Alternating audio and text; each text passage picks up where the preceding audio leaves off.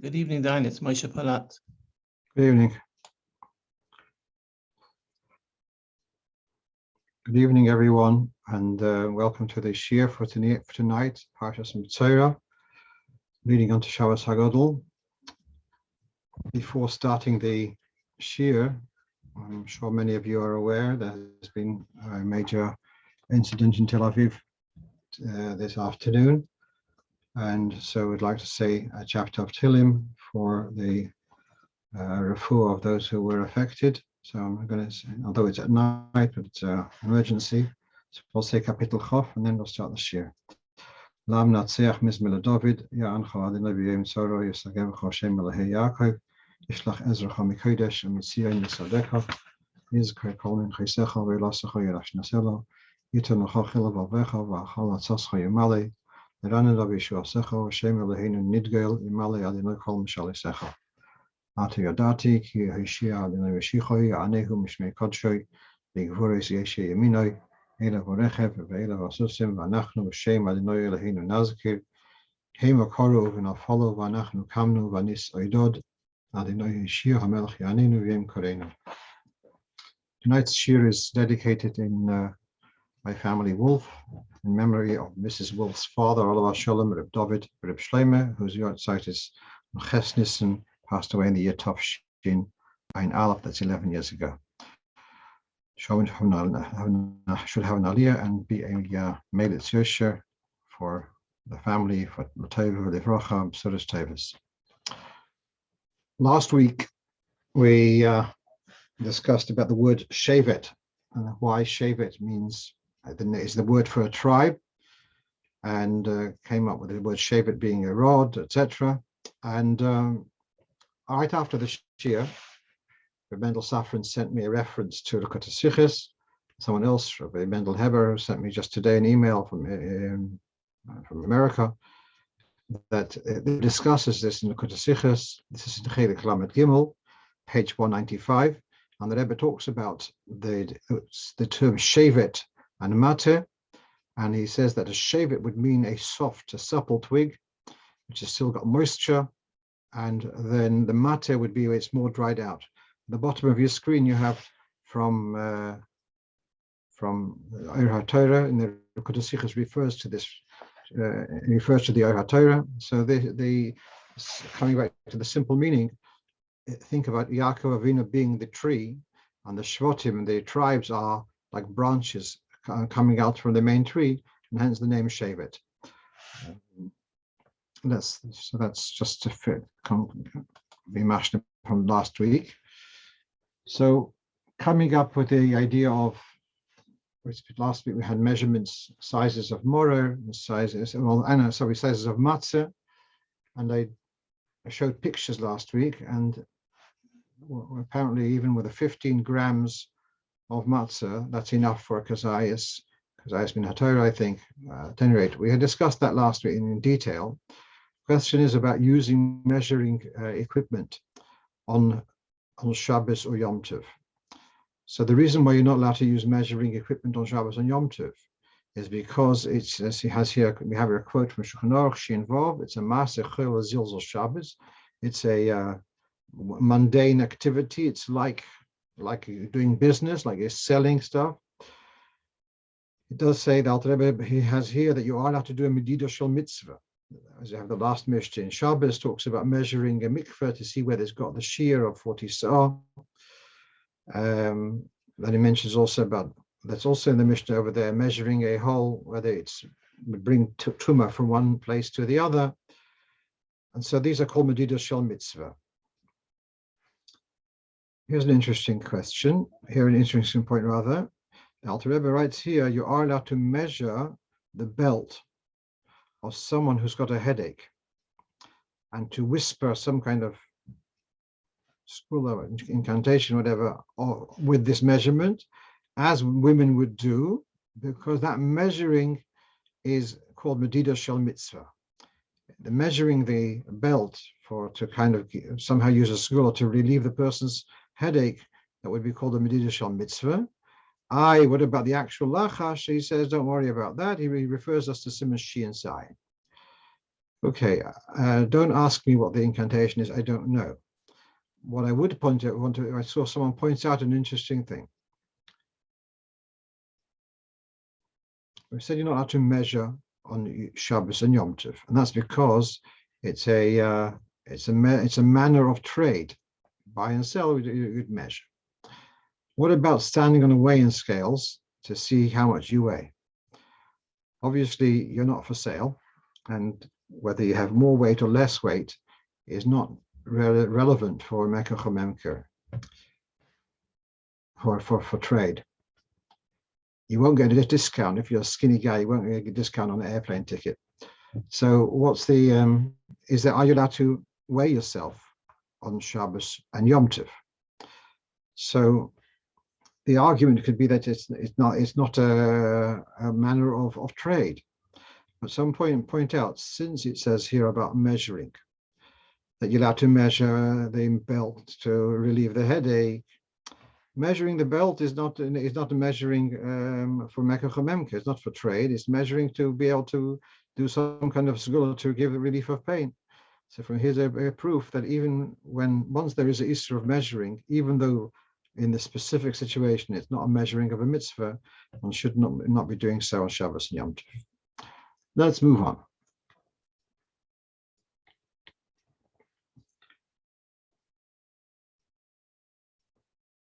So came up an interesting question.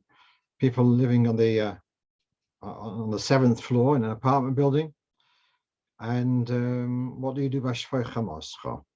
So let's take a look first at the lower quote, which is a quote from the Shulchan Aruch. It's customary to say shpokh haMoed before saying lo ilanu. We open the door at this time to commemorate that this is a Leil Shimurim, that this is a night of protection. The aim is mishum dover, and we're not fearful of anything. That's why we open the doors to express a certain confidence that we're not worried of anything untoward. And the merit of this will be the Mashiach will come, and then HaKadosh Baruch Hu will pour his wrath on the nations. So that's the shpokh haMoed. It's an expression of fearlessness. That's the opening of the doors, and because of that fearlessness, we should be zocher that the Eibishter will carry out and punish the goyim who are deserving to be punished. So now, then we have here from the Haggadah. It says that the mini beis harav. If it's on a weekday, you take candlesticks and go to the door. To open one opens all the doors from the room where the Seder is and the street. In another source, it says the Rebbe Marash from his dining room till the door, there were 5 doors. And he sent different shluchim to open up the different doors. So here's the question: if you're living on the 5th floor, 7th floor, do you perhaps open the door to the balcony? And no, the answer is no. You should open the front door of your apartment. Now here he says in the Haggadah, oy hachotzer. So hachotzer means if your front door doesn't open onto the street, it opens to a shared area. So then that's enough. You don't have to start opening the door to the street. You open the door. They open the door to the public area, to the relatively public area, and that's enough. So that's what I would say. The same thing over here. If you live in a block of flats, so you open up your door to the corridor, which is shared by other people, that's already considered opening it. That would be enough. I had a very interesting shiur today. A particular shliach is actually making, weather permitting, is making an open air seder. And so he's asking, what do you do by shpokh haMoed? Where there's no doors to open. So my response to him was that the fact that you're making this in a public open space, that's the biggest show of confidence and biggest show of fearlessness of making a seder in such a public place. And practically there's no doors to open, but so there is that show. Of course, the opening of the doors is also related to the understanding of emunah, or the coming of Eliyahu Hanavi coming to the house. That's not written in Shulchan Aruch so much, but it's certainly written in other sources, that the opening of the door is also to welcome Eliyahu Hanavi, who visits the Seder at each family. Let's move on. So, I don't remember if we discussed this carefully before. The Alter Rebbe introduced an innovation in the Mechiras Chometz. Let's put it briefly. Before the Alter Rebbe, there was two ways of selling Chometz. If you had a large amount, either you sold a large amount for a nominal sum, which is the risk that the guy may want to hold on to it, or you sold for the market price or more, but the guy gave you just a money up front. But then what would happen if the guy doesn't pay? So then you'd feel entitled to hold on to the goods because he hasn't paid. Well, if that's the case, then the sale is not an outright sale. So the Alter Rebbe introduced bringing in a third party, a guarantor. And so what happens is, when I sell the Chometz to the guy, I have also a cover note that any money which the guy owes, which hasn't been paid, I won't ask the guy for that money. I will ask that money from the guarantor, hence the term Eruv Kabbalah.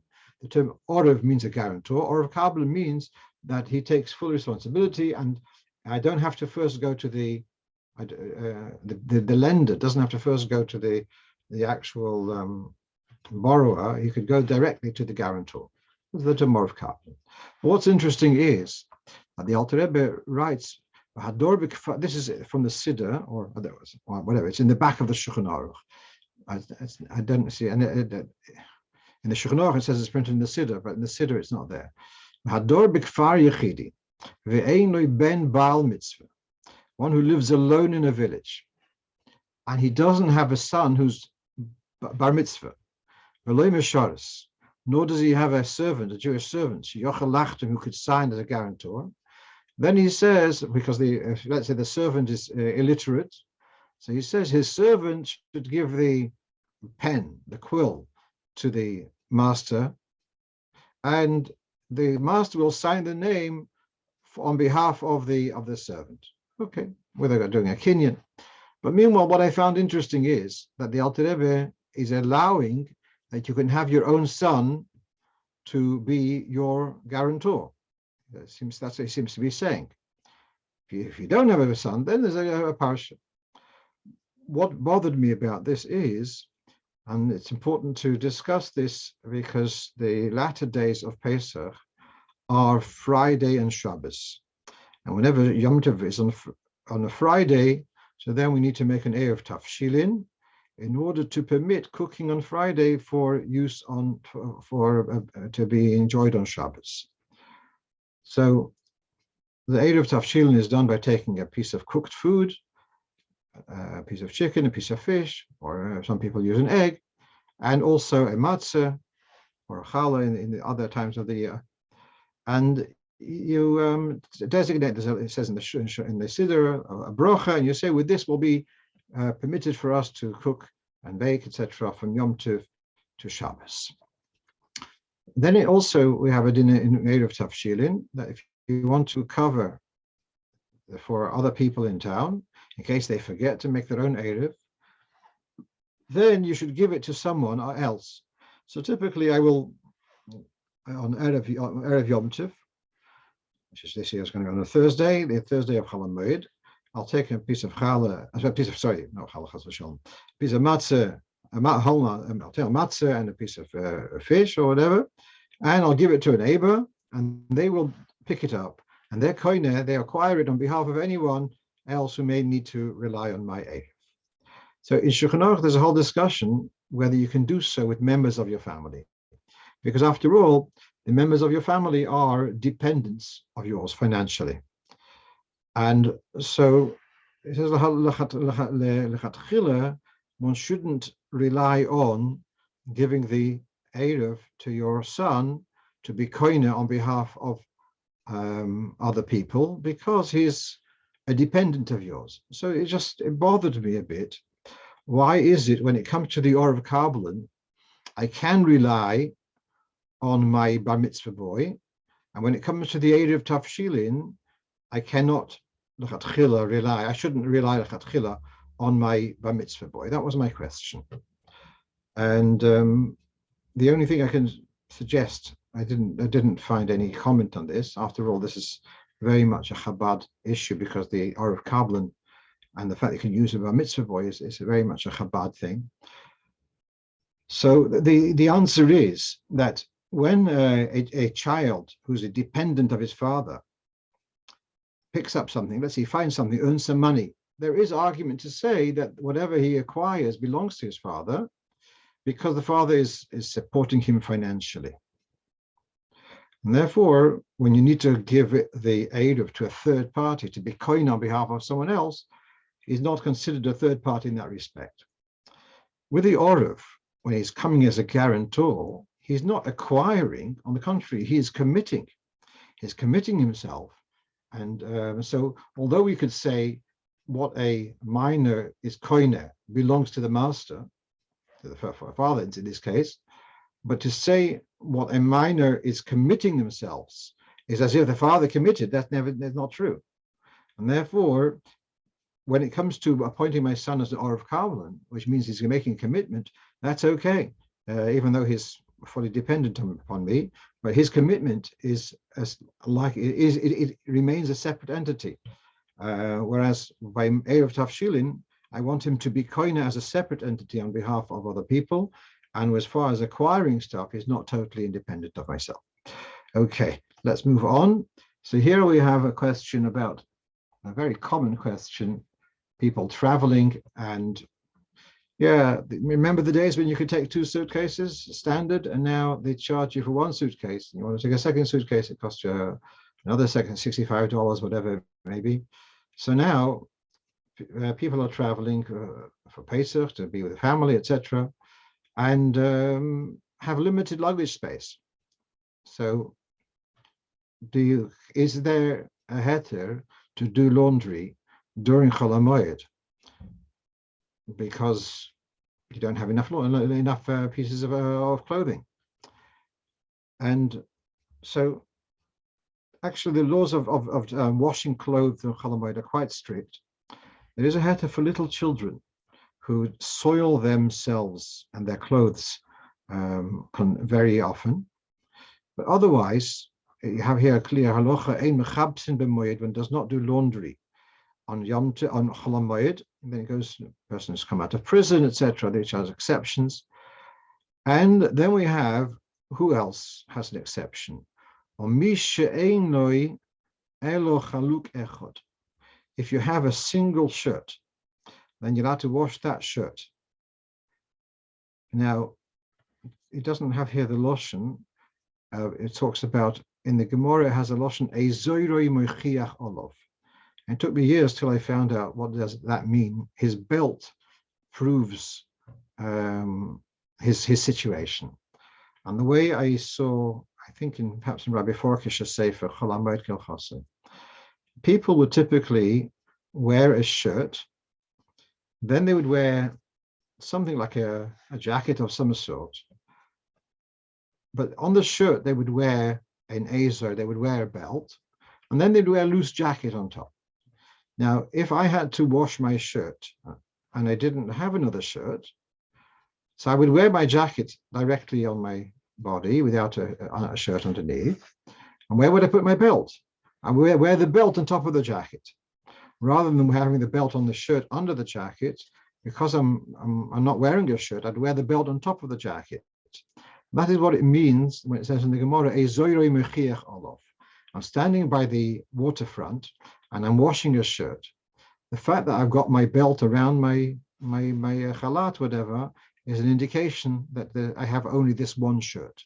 So here we have quite strict that you would only be allowed to wash your shirt if you only have one shirt. It goes further, linens, minhadin, would be permitted, but loy nohagu kein, and it's not customary to wash linens on Chol haMoed, and it remains also. So really, the bottom line about this is that one should not be doing laundry Chol haMoed, and it would be recommended to, if you need to have more items of clothing, so go and buy, even go buy Chol haMoed, buy a couple of items of clothing, and I believe that in comparison to prices 50 years ago, I think clothing is relatively cheap nowadays. So, all right, so if you need another shirt or two, so you buy another couple of shirts. But one shouldn't be relying on doing laundry and Chol haMoed. If there was some accident, something, your clothing got totally disgusting and dirty, so then that's something to ask a shiur, but certainly not. It's not something to rely upon. Okay, let's move on. Here we go. Talking between karpas and yachatz. I want to discuss this because I think there's a general misconception about talking after you've washed netilas yadayim before making haMoed. I've heard the people seem to get the impression that if you talk between netilas yadayim and haMoed, you have to wash again and with a bracha, etc. It's a bit misguided, and there's a din of hefsek. If I make a bracha on an apple, and then I before biting into the apple, I spoke about something unrelated, that is a hefsek which would invalidate that the bracha doesn't connect with the apple, with the eating of the apple, and I have to make a new bracha and say for the bracha levatala. With netilas yadayim, there's a mitzvah of netilas yadayim. Separately, there's a mitzvah. Then there's the bracha on the and you wash netilas yadayim, you made your bracha, done. And then there's a separate thing, which is the eating the bread. These are two separate things. So one should not be mafsi, but should not distract yourself. Between netilas yadayim and haMoed, you shouldn't distract yourself. But it doesn't mean that if you spoke, you have to wash again. So let's read that inside a little bit from Shulchan Aruch. This is the din of netilas yadayim. It says, there's a lashon, take for netilas yadayim su'udah. What does that mean? That right after netilas yadayim, you start your meal, you shouldn't get carried away. You shouldn't get distracted by some other activity, not related to the meal. Even diluting your wine with warm water, whatever, that shouldn't be done because it's distracting yourself. So between netilas yadayim and haMoed, it's not an issue of hefsek, it's an issue of distraction. There's a second opinion, which is a bit stricter. There's a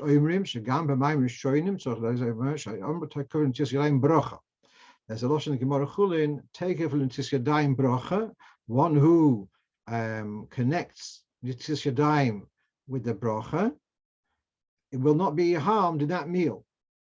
Now, if it's talking about machronim, how can you say he won't be harmed in that meal if he doesn't interrupt between machronim and benching? So you must say it's talking about rishonim, and bracha means haMoed.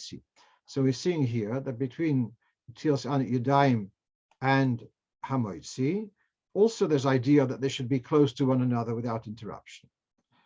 Meanwhile, he says, okay, you shouldn't be mafsik, even even with a minor delay, and you're not allowed to speak about divrei Torah in between. And all right, so we take the second view that we're not mafsik, we don't talk between netilas yadayim and haMoed. And then he says this is the conclusion of the seif, that is only about talking about unrelated matters. If it's something which then he says 2 or 3 words is not called a hefsek l'divrei hakoil, even by my machronim. At any rate, so what we're seeing here is that between netilas yadayim and haMoed, one has that's why we don't speak is not to distract yourself. If so, the same thing should really be between karpas between urchatz and karpas, one shouldn't really be talking about unrelated matters because of distraction. So let's take a look. Now, this second quote is from a contemporary sefer called, there's a 3-volume set called Haseder V'Aruch, and he writes that you should not be mafsik besicha, you shouldn't chat between the urchatz and karpas, and you shouldn't leave the room, etc. And some actually recommend that before urchatz, you already announce, because we announce the simonim at the stages of the seder, so you should announce urchatz and karpas, and to say we're going to wash our hands without a brocha, and after that we're going to take the vegetable and dip it in salt water, and we have in mind with the brocha hadom, we're going to have in mind for the moror, we're going to have in mind also for the moror in koirech. So he's recommended that announcement should be done before going to wash. Okay, so what we're seeing here is that one shouldn't, of course, if you did talk about other things, you don't have to wash again, but one should avoid unrelated talk between urchatz and karpas. Let's move on. Someone's asking about a paper mache model, which is made with flour and water and newspaper, and then it's painted into a model. Is there an issue as far as Pesach is concerned? So we have the term Chometz noiksha, and which means an inedible Chometz. The different levels in Chometz noiksha. So this you can see it's top mem base. It talks here about garments which were washed with starch. Even if you can see a bit of a tangible Chometz, you're allowed to retain those garments for Pesach because the starch no longer has any form of an edible form. Then he says, "V'chein neyoros." Similarly, papers, shadibku oitzom bebotzik, papers which had been stuck together with dough, shemamoshes haChometz nira mibachutz, and that you can see the Chometz. Ein sorch legoreroi or levaroi. You don't have to start scraping it off. Shekvar nifsed oserosa, because it's already been disformed. Then he says, if the laundry was done with the starching and the paper sticking of the paper was 30 days or more before Pesach. So by the time it comes out of Pesach, the Chometz is hard and inedible, and it's not an issue. So what I told the people, and probably one might be even more lenient, but certainly if it's more than 30 days, so we can rely on the concept of Chometz noiksha, and with the paint, for sure, it becomes totally inedible, and therefore you could keep that paper mache model over Pesach too. Okay. Now here the following question is about Eruv. Now the relevance of this on Eruv Pesach is because the minhag is to renew the Eruv at least once a year, and the custom is to renew the Eruv where there is an Eruv Chatzeres, to renew the Eruv Pesach. Just to clarify, the Eruv consists of two areas. One is the construction, the structure, that there is a fence, and where there's a gap to have poles and wires. That's the structure of the Eruv. In addition, where there are several people, several families sharing one complex, so then there's a takona that you need to have an Eruv to merge them all into becoming a single entity. Otherwise, you wouldn't be allowed to carry from your private area to the shared area to the other people's areas. So the Eruv is to allow you to carry from your private unit to the other units. Here's the question which was put to me, was that there is a lodge which is used, it belongs to Yiddish, it belongs to Chabad in a particular place, and it's got 3 units,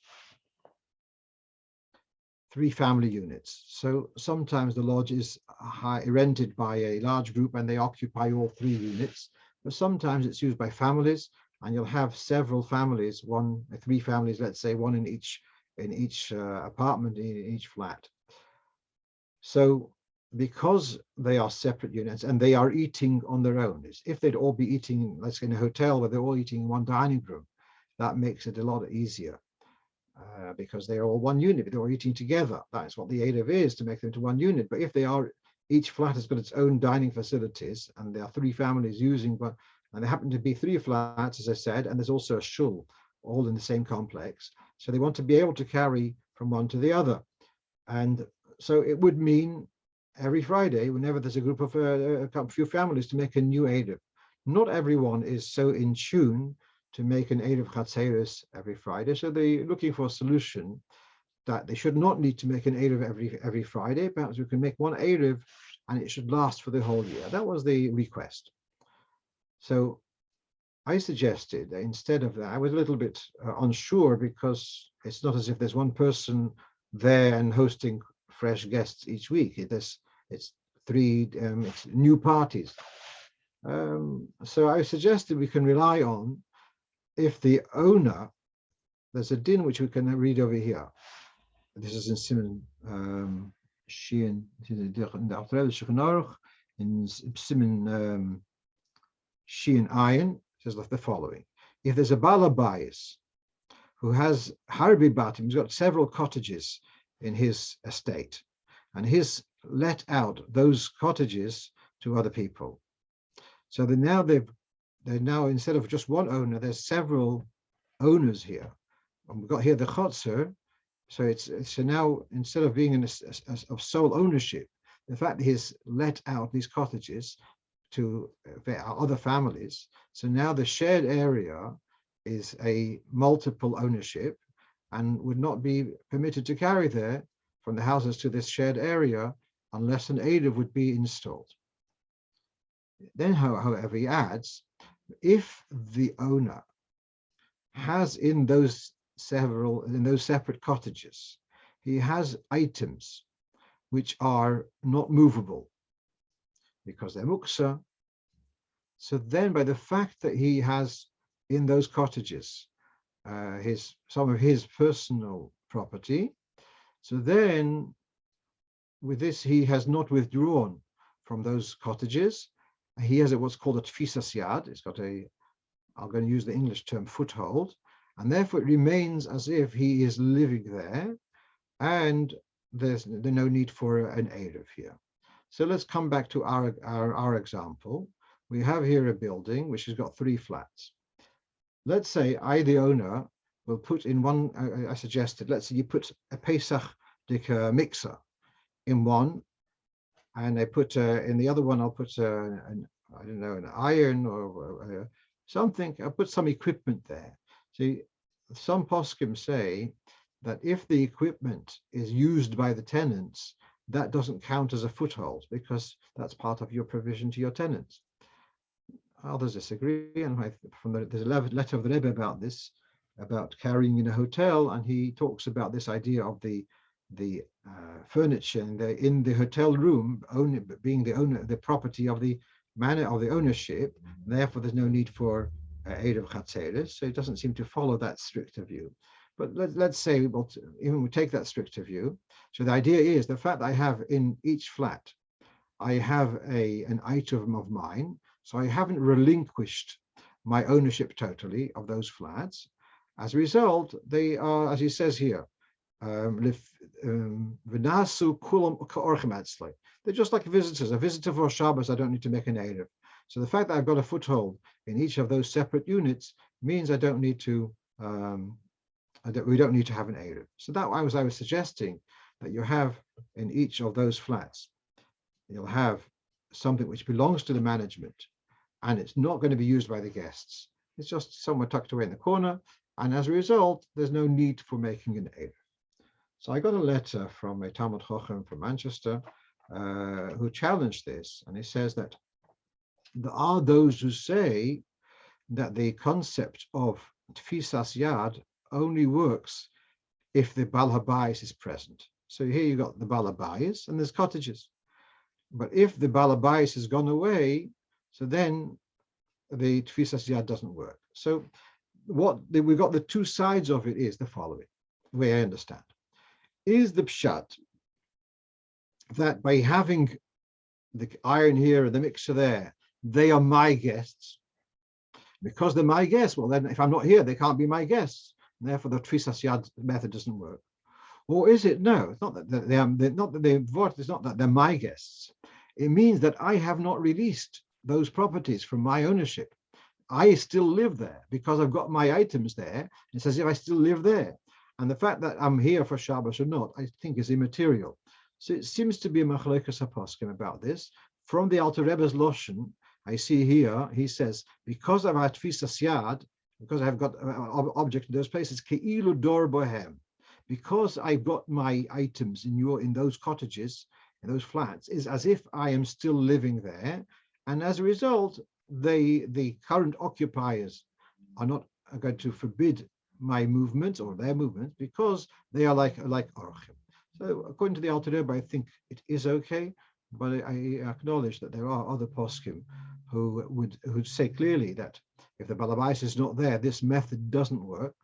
And therefore, the alternative is to do an eruv and to make a kinyan on behalf of all the subsequent tenants, all the guests which will be for the next year. So let's say Erev Pesach, take a box of matzah, and you'll say, again, make a kinyan, and the kinyan is on behalf of all the guests which will occupy this lodge over the next year. They should all now become owners of this matzah, and then that makes an eruv which will last as long as the matzah lasts. Right. So again, this is a shiur which came in this week, and because it's coming up to Pesach, and here the shliach lives by this red symbol, and the Chabad house is where you got the grey symbol. So it's 2 doors away. It's coming Pesach, make a seder. You want to be able to carry the children, etc. To if they're making communal seder in the Chabad house. So to be able to carry from one to the other, it'd be very helpful. So, but the problem is that they're 2 doors away, and so there's Goysha owned property in between. So how do you deal with making an eruv? Now, what you can see here is that the properties open onto what is Orrington Avenue, whatever it is. That's the front of the properties. At the back of the property, there's an alley. And as you can see, the alley is a dead end, which is very, very convenient. I'd be very, very hesitant to make an eruv over a street which is open at both ends. Because what you have, the concept of Reshus Harabim, and so if this is, we all know the idea that if there's 600,000 users, it's a big city, so there's Reshus Harabim deraisa. Then we have all the streets which are kind of connected to that main street, so they can be seen as the overflow of the main street. So they all become part of this Reshus Harabim, Reshus Harabim deraisa. So what doesn't become when you've got a dead end street, and so then that is does not become a Reshus Harabim deraisa, and so you can make an eruv in an area which has got 3 walls around it. So this is what we have here, this lane at the back, whatever you want to call it. So because it's a dead end, so you could make an eruv here. And what we're going to do is, if you can follow what I'm going to, you can go make an from the back of the property of the shliach. He's got his fence coming till the end, this lane, till this alley. I'll make a Metzora Pesach, and 2 poles on either side and a string over the top, over the alley. And that will now separate the bottom of the alley where there's 3 houses. That will become separated from the rest of the alley. All right, so now we'll have the house of the Shliach, the Goy's house, and the Shul. Now, when you have 2 Yidden who need to make an eruv, and there's a Goy also in that complex, then there's something called Schirus Rishus. You'd have to go to the Goy and rent from him his ownership in the shared area. Give him £1 or $1, whatever, and it doesn't need to be signed. But there is this formality called Schirus Rishus, which is, nevertheless, it's an awkward process, and that's actually why it was designed, to make it awkward, to make it uncomfortable for Yidden to live together with Goyim. that din of having to do schirus reshus is when there are two yidden. The situation here, though, is that in the Chabad house, there's nobody actually living there. There may be sometimes people coming for a Shabbos, but there's no steady occupancy of any yidden. So therefore, we've got here. Actually, we don't need to make an Eruv Chatzeres with the shul. There's no need to have this matzah business, because there's only the only Jewish occupant in this area is the shliachim, where they got the red mark. Now, because he is the only one, then there's no need for schirus reshus. You don't have to do any business deals with the goy, and so long as the tzuras haPesach has been done properly, then they would be allowed to carry from the shul to their house, or from the house to the shul. Okay, that's point 9. Okay, point 10 is about making an Eruv with machine-matzo. A year or two ago, when I was learning the dinim of Eruv carefully, and I saw a clip of a shliach in Eretz Yisrael making an Eruv in his the Rov of the Moshav. We were actually in yeshiva in Chabad together some 40-something years ago. I saw he's making an Eruv with a big box of machine-matzo, and I spoke to him. It was after Yomtov. It was an year or sometime. I said, I saw this clip, and it's not so poshut to make an Eruv Chatzeres with machine-matzo. So let's take a look what we have here. The text in front of you is from Reb Chaim Noah in Ksos HaShulchan. Tucked away in Chelik Daled of Ksos HaShulchan, there's a siman kuf hey about Eruv Chatzeres. V'yesh lehoyer, so why I say tucked away, because Hilchos Eruv is after all the Lamates Melochas. It's in Shin Nuns onwards, and so you would. And Reb Chaim Noah, unfortunately, didn't live to finish his work on the Lamates Melochas, but somehow he did smuggle in the dinim of Eruv earlier on. So v'yesh lehoyer ba'oisei Eruv Chatzeres mimatzo. If you know that your neighbor does not eat this type of matzah, as we know, there are those who are machmir about machine-matzos, and he may be even makpid not to have this matzah in his house and doesn't want to have any benefit from it. And therefore, he doesn't want to have a halochic of this matzah. So if so, you can't really make an Eruv Chatzeres with this matzah, because the neighbor doesn't want to have a halochic in it. So it's not a valid Eruv. So this is an important point, that I don't know, I mean, the communal Eruv in other parts of London, etc. Do they use hand-baked matzah or machine-made matzah? I don't know. But here's an interesting point, that you can make a kinyan on behalf of other people without their consent, but that's because they lose nothing.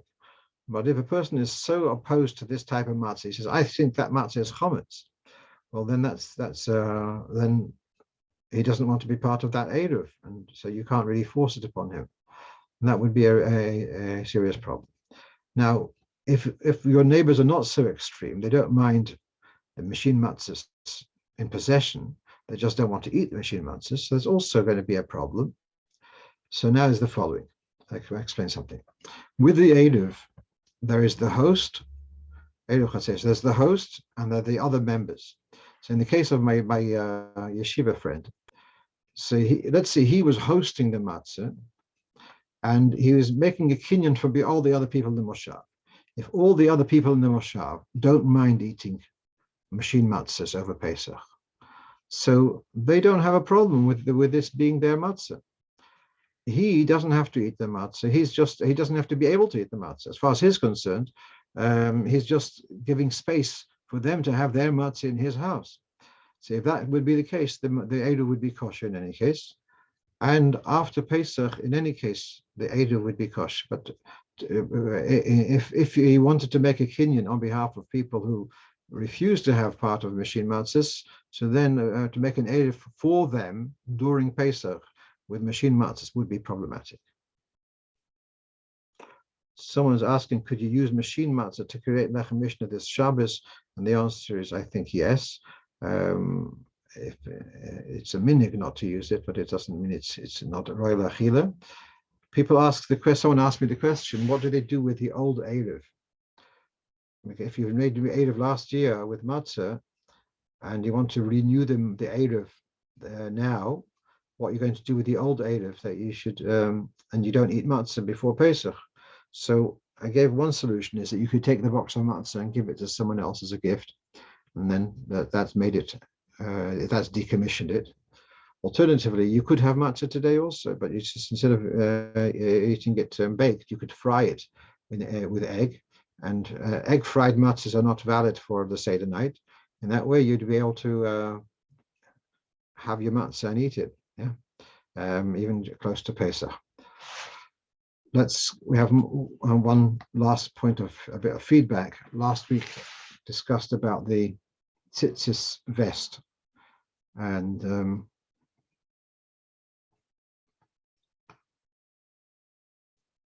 so someone asked about the tzitzis vest, and we discussed about the Alter Rebbe is quite articulate that the tzitzis should be open on the sides. So someone wrote to me that there's another issue about the tzitzis of if you don't have a woolen garment. I think we did this about a year and a half ago. We went through this, I think, but this is from Alter Rebbe in Siman Tes Sif Daled.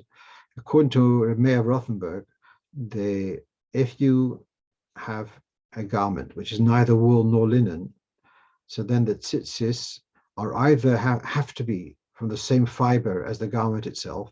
So if it's a cotton garment, you'd have to have cotton tzitzis, which are hardly available. And so on. If it's a silk garment, you have to have silk tzitzis, or you have to have the tzitzis would have to be a combination of wool and linen. That's the shit of Rebbe Rothenburg. So according to Maram Rothenburg, what many people are in the hot days in summer, particularly some people the whole year round are wearing cotton begodim, cotton garments for tzitzis, is actually missing out certainly in a hidur mitzvah. The truth is that the fellows who are tempted to wear those tzitzis vests, I'm grateful that they're wearing tzitzis bichlal. So that's why I didn't go into this business of being machmed after to wear a woolen one. The ha'or is a valid one that for a person wants to wear to be mekayim mitzvah tzitzis b'eifon muhuder. So you have here the last line, the last two lines.